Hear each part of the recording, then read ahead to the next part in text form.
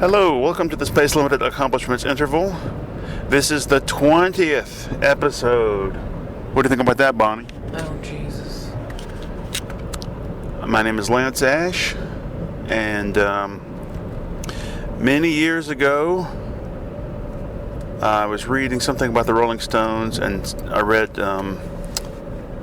some early reviewer had described Mick Jagger's name as a name made for opening cans. And I hate my name, and I think that my name is made for smearing on doorknobs. So,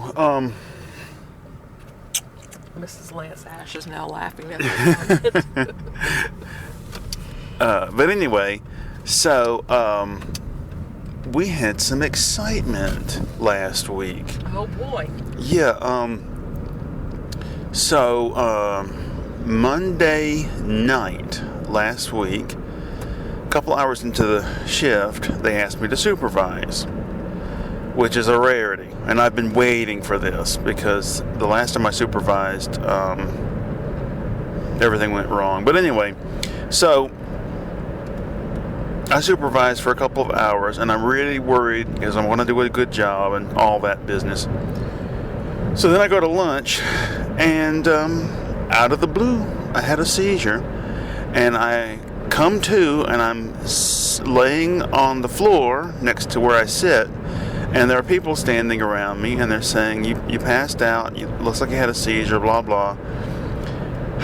And of course, my first reaction is, I cannot believe this. It's just like, because you have no memory that it happens. So it's just so confusing. So I had to call Bonnie to come pick me up, and I took the rest of the week off, which turned out to be a good thing. I thought at the time it was a little excessive, but because post-seizure, it's such confusion, and you get really emotional, feel like a jackass, and I felt bad because there was some talk that I would maybe supervise the rest of the week, which might put me in a good position down the road. But anyway, and now I'm heading back to work after being off all last week, and there's going to be a lot of awkwardness, I think, when I get back up there. And I don't like awkwardness. Don't like awkward social interaction.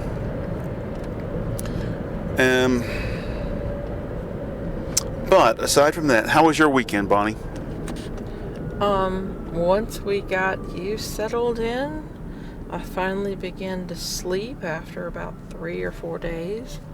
So last night I got my first night's sleep that was semi-regular. I mean, I still got to bed at 11 and woke up at 5:15, but productive. I have had more energy than I've had in ages. That's probably because I was off. Well, I think the seizure was triggered. I might have mentioned this on the last episode, but the lead up to it anyway. I think the seizure was triggered because on the weekends I have trouble staying awake. And I take an extended release anti-seizure medicine. And I have been taking it before I go to work, which doesn't normally affect work because I'm so busy, I just stay on top of it. But on the weekends, it's just like, it just drags me down, not just tired-wise, sleep-wise, but this horrible feeling comes over me, just like can't function, can't get my mind to work. So I thought, well, if I make the change to take it in the morning when I get home from work, maybe that'll make a difference. So I asked my nurse practitioner how to make the change, and she said this. So I waited till last weekend to do it, to make the change, and the first 2 days I slept really well, especially in the morning, and then the seizure happened. So today I slept really, really well. So I think my body's finally adjusting to the new dosing schedule. But we will see this week when I work. And ooh, there's like an animal back there in the woods. But anyway, and right before we left the house, we had a little bit of excitement. A guy stopped by and asked about buying our old Toyota. What kind of Camry? It's an old Camry, and we just want to get rid of it. So that's great. It's been sitting there for several years. So if we can get him to haul it off, that's just one less headache. And so maybe Bonnie, our luck is turning. Things are going our way finally. Bullshit. All right. And I have in the past been reluctant to be in any way political or controversial on the show, but today I feel like talking about whatever the hell we want to talk about, and I had something specific to talk about, but now I can't remember what it is. But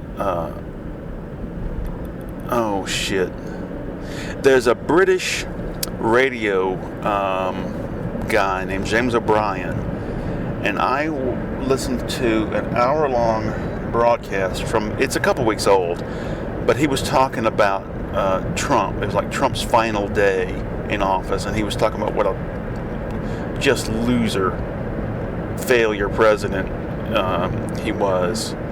And I thought it was fantastic. And he was taking calls from people, and he had calls from British people who were fans of Trump, and it was just so frustrating. And this is one of the things I wanted to say. He was asking these people, what is it about Trump that got you so turned on? And he wanted to know, and this is my thing. He was asking, why did 74 million American voters vote for Trump? What was it about Trump that made them so? Here's my thing. I think only about half of those people were enthusiastic, rabid, in love with Trump. I think the other half just hate the left, hate the Democrats, hate the liberals, hate the progressives so much that anything that will piss them off, that's what they're for. And I've read comments like that. I've seen people say stuff like that. What is it about X that makes, I love him because it makes you mad? And that's such a negative, childish attitude to have, especially when you're considering whom to vote for. Anything to add on that? No. All right. Well, that's my take on that. And I was for the Bill Maher's comments this weekend were square on. And that's the same thing I've been saying. Reiterate what he said. Basically, why do these people buy into these conspiracy theories? And I've been saying the same thing for a couple of years now. It's religion. It's superstitious thinking. It's faith. Not facts.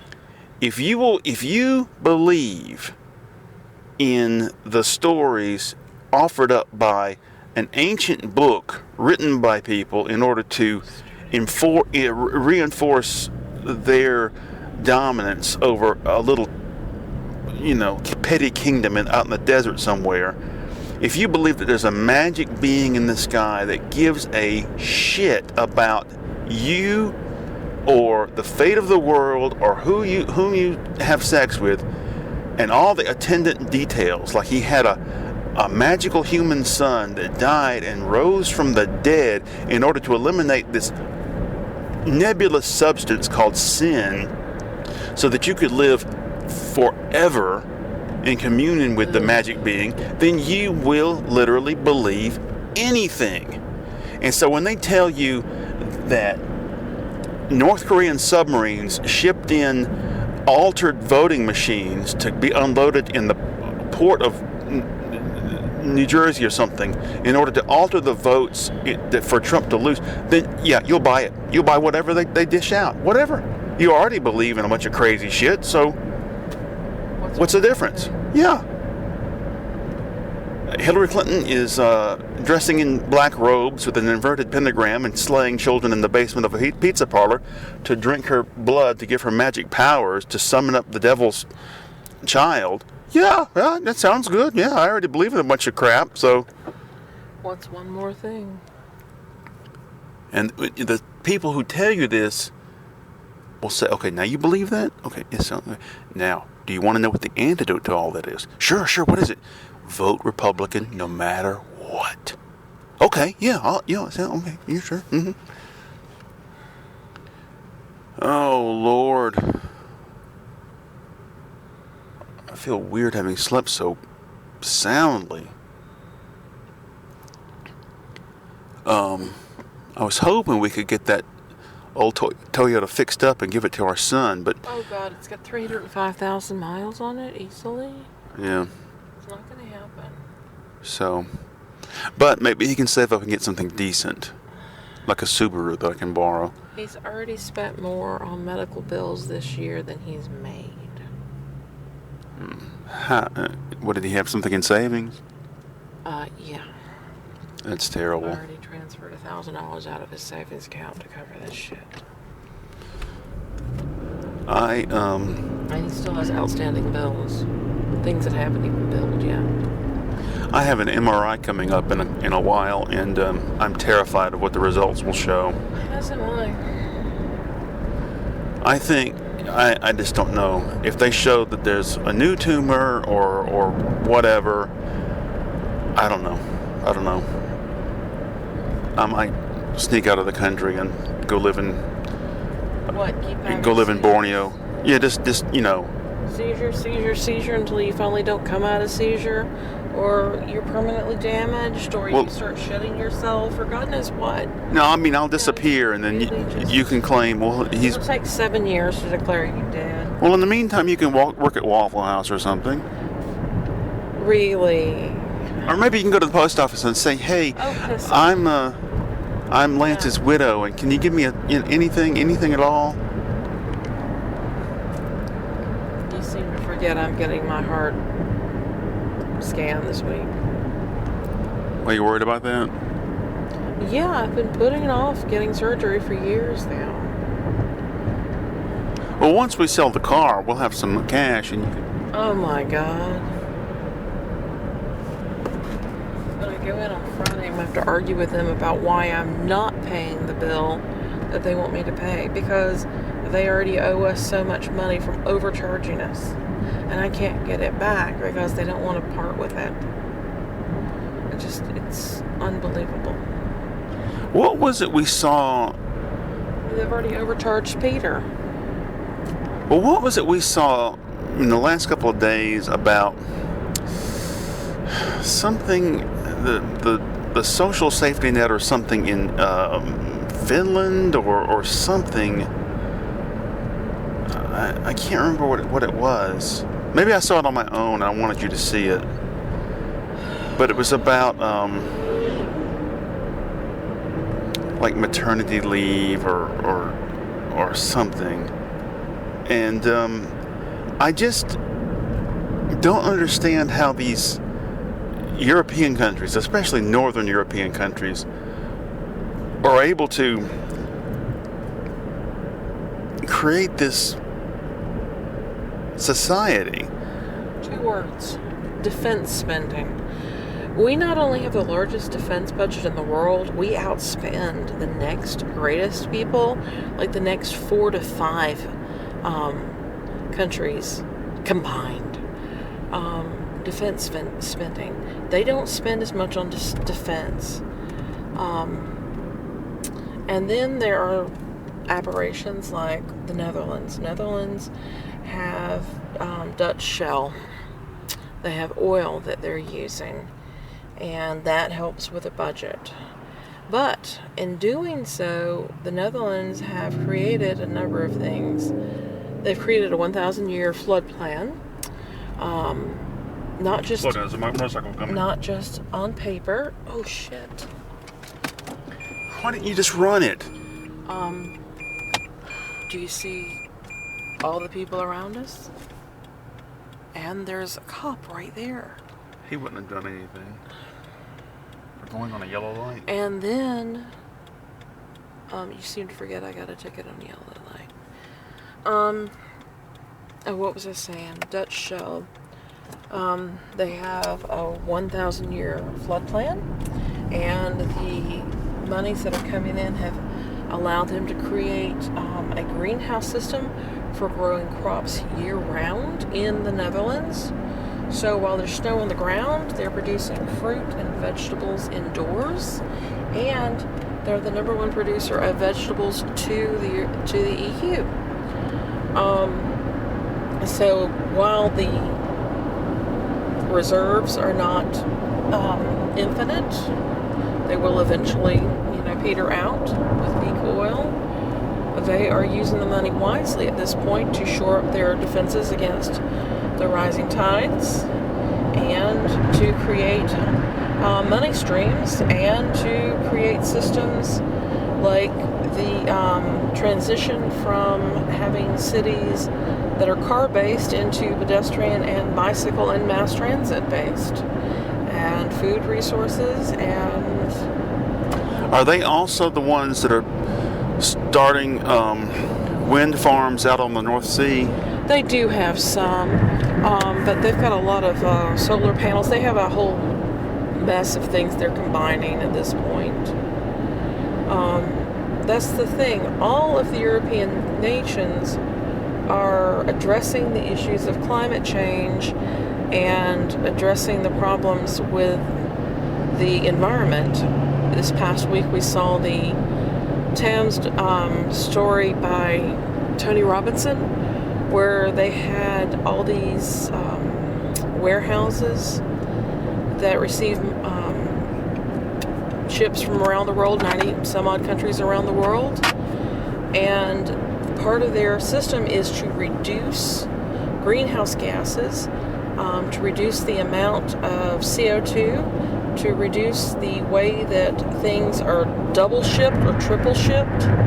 So when they get an import, it's processed at the docks and sent directly to the stores, as opposed to being taken from the docks to a distribution center and then from there redistributed to the stores. So all these other countries are making plans for the changing climate, for the problems with the environment that we're having in general. Yeah, that was that episode. Tony Robinson has a show where he goes up and down the Thames River and sees a lot of the businesses and people that interact with the river.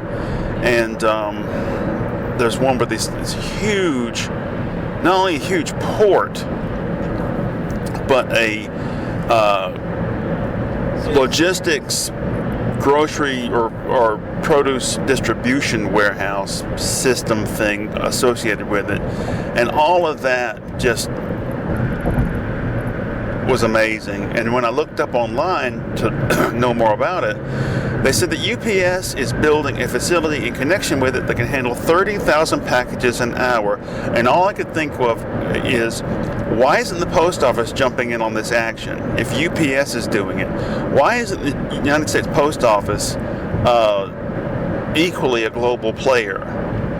It just seems unbelievable how backwards everything is. I have a friend at work that is, he's convinced that any moment now the post office is going to be privatized and we'll be out on our ass. And I'm not worried about it because let's say that they announce today we're going to privatize the post office. It'll take them 10 years to enact any kind of actions moving in that direction. Because first of all, the unions will just put up such a fuss about it, and then they'll argue about how to implement the plan, and by the time all that gets over with, I'll be retired. So, or dead. But it's just amazing to me, all the people around the world busy doing their jobs and living their lives. And I couldn't believe the relatively pleasant working conditions for a lot of the businesses we saw on that show. Well, yeah, they don't have a problem with unions. It's just standard in Europe to allow unions. And the unions provide, as we know in Germany, a lot of apprenticeship sort of programs as well. And they work hand in hand with the government, such as in France, to create a 35-hour work week. So the attitude towards unions is a lot different there. Okay, we're approaching the end of the show, but I'll just end by saying I've heard for the last 15 years how any moment now the European model is going to collapse, and it hasn't. They go, oh, it's unsustainable. Well, it is sustainable. All right, any ending thoughts? No. All right, well, that's it. So that's it. Bye-bye.